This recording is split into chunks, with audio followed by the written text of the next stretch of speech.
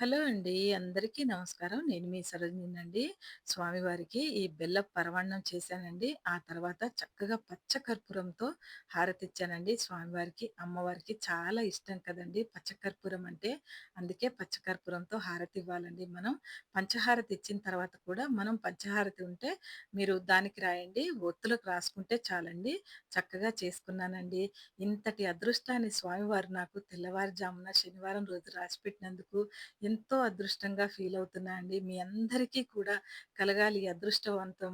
ఈ అందరికీ మీరందరూ కూడా తెల్లవారుజామున చేసుకునే అవకాశం ఆ స్వామివారు మీ అందరికీ ఇవ్వాలని నిజంగా దండాలు పెట్టుకుంటున్నానండి. స్వామివారికి శతకోటి దండం పెట్టుకుంటున్నానండి. ప్రతి ఇంట కూడా ఈ దీపం పెట్టాలి. ముక్కోటి రోజండి 30వ తారీఖు వస్తుందండి మనకి మంగళవారం రోజు.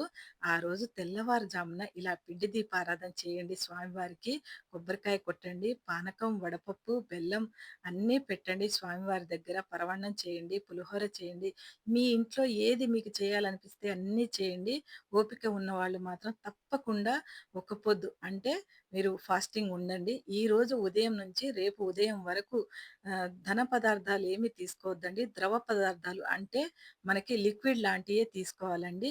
ఏది కూడా తీసుకోవద్దండి. ఇంకా పులిహోర లాంటివి మీకు గుళ్ళో పెట్టినా కూడా తీసుకోకూడదండి.